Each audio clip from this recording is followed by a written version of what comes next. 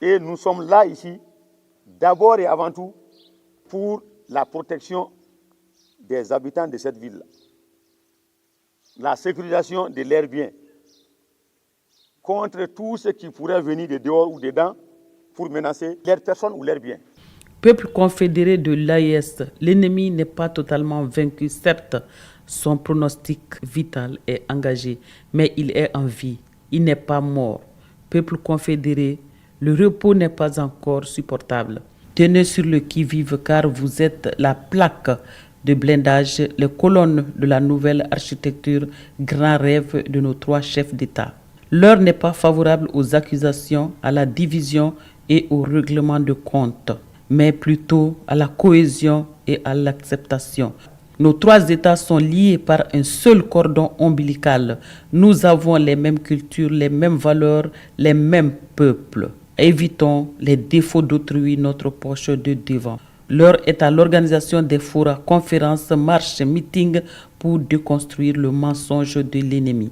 À l'aide de tam-tam, de sifflets, de corps, soufflons dans la même trompette pour faire tomber les murs de haine, de trahison construites par les impérialistes et les apatrides. Dans le but de piller nos ressources naturelles, les impérialistes et apatrides ont répandu le terrorisme, l'extrémisme violent, la criminalité transnationale organisée dans toutes les régions du monde. Heureusement, la vigilance et le dévouement admirable de nos 3 chefs d'État ont poussé ceux qui ont comploté contre nous à abandonner leur programme de diviser pour mieux régner. Les États de l'AES, c'est le vent de la liberté qui souffle désormais sur l'Afrique francophone. Sinon, comment autant d'armes peuvent circuler aux mains des terroristes s'ils n'ont pas le soutien de puissances ennemies? Comment ces puissances peuvent avoir les réserves d'or et d'uranium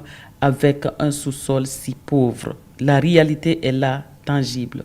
Peuple de l'AES, prenez courage, aidez les autorités à vous aider. L'ennemi est en perte de vitesse. Il reste maintenant à nettoyer ces dépôts d'armes sur notre territoire pour garantir la stabilité. Unissez la synergie. Ne laissez pas les impérialistes s'aimer le trouble et hypothéquer l'avenir des générations. Les 3 chefs d'État de l'AES marchent devant, à côté et derrière leur peuple. Ils ont en partage l'efficacité dans la discrétion, valeur qui inspire aussi les peuples du Niger, du Mali, du Burkina et leurs partenaires fidèles pour mettre l'Afrique occidentale sur pied.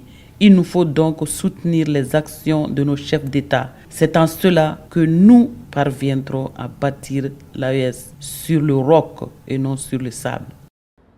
Institué par le président de la transition, le colonel Assimi Goïta, chef de l'État, chef suprême des armées, la montée des couleurs nationales demeure un exercice visant à renforcer la fibre patriotique et à Kidal. Sur l'initiative du colonel-major Daouda Sagara, tous les corps de notre armée ont répondu à l'appel au camp 2 de la 8e région.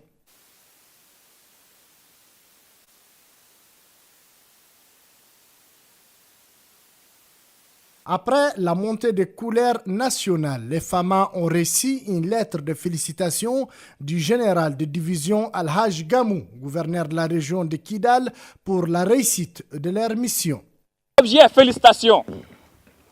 Me réjouissant du déroulement le 22 août 2024 de la mobilisation inédite de la population regroupée au sein du mouvement des forces vives de la région de Kidal pour le soutien de la transition des forces armées maliennes FAMA et de l'Alliance des États du Sahel, l'AES.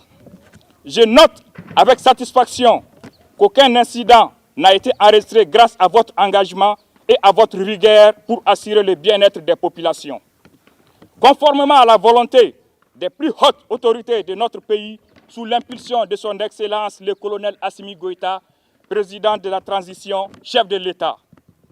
Pour la pleine réussite de cet événement, du point de rassemblement à l'intérieur du stade municipal, vous avez su faire preuve de professionnalisme et de maîtrise, non seulement dans la sécurisation entière des marcheurs, mais également dans l'exécution correcte de l'ensemble du programme prévu par les organisateurs. Cet exercice a servi de cadre pour le commandant de la 7e région militaire de Kidal pour appeler les hommes à consolider la cohésion, l'unité dans les rangs, des valeurs indispensables pour la réussite de leur mission. Et nous sommes là ici, d'abord et avant tout, pour la protection des habitants de cette ville, la sécurisation de leurs biens, contre tout ce qui pourrait venir de dehors ou dedans pour menacer leurs personnes ou leurs biens. C'est surtout ça. La traditionnelle montée de couleurs nationales à Kidal est perçue comme un moment de communion entre le sommet et la base. Pour s'enquérir du bon déroulement des formations du certificat d'aptitude numéro 1 et D et celle du brevet d'armes, les autorités militaires ont enchaîné les visites dans les centres de formation classiques retenus à Gao et Tombouctou. Cette occasion fut opportune pour les autorités militaires de prodiguer des conseils aux stagiaires afin de les préparer moralement à relever les défis sécuritaires une fois les formations terminées. À Gao, c'est le commandant du secteur 1 de l'opération Maliko qui s'est rendu sur le terrain. L'objectif de cette formation, au niveau des certificats, c'est de former des caporaux chefs d'équipe et des sergents chefs de groupe. Et pour les formations des BA, il s'agit de former des chefs de section et des agents aux chefs de section. On est très satisfait de cette formation parce que cette formation se passe sur un tiers d'engagement. C'est les cours théoriques, mais déjà dans la pratique, les gens sont en train de pratiquer ce qu'ils sont en train de faire dans la théorie. Pour le moment, il n'y a pas de difficulté majeure par rapport à cette formation. Seule la formation peut nous aider à nous en sortir. Comme on le dit, entraînement difficile, guerre facile. La formation, ça doit être reflété sur le terrain parce que le pays est en crise maintenant. Nous sommes en guerre. Vraiment, il est très bien de se former pour avoir des résultats sur le terrain. Nous avons 3 centres au niveau de Gao. Nous avons un centre commun avec l'armée de terre au niveau de Kidal. Et pour Menaka, les éléments sont retenus sur place également. Ces centres ont été mis en place compte tenu du besoin opérationnel. Donc cela va m'amener à l'objectif. Il s'agit de former des éléments pour qu'on puisse avoir des produits capables de faire face à la situation opérationnelle. Cap maintenant sur Tombouctou, qui est désormais un centre mixte pour les formations classiques. Dans la 5e région militaire, ils sont au total 365 stagiaires, dont 6 personnels féminins issus de l'armée des terres, de la garde nationale, de la protection civile et de la transmission, à suivre leur formation. La formation se passe normalement. C'est un centre mixte. Il est nécessaire de reconnaître aussi des défis auxquels ils font face. Cette formation est la bienvenue. Ça ne fait que nous renforcer pour les défis qui nous attendent dans le futur.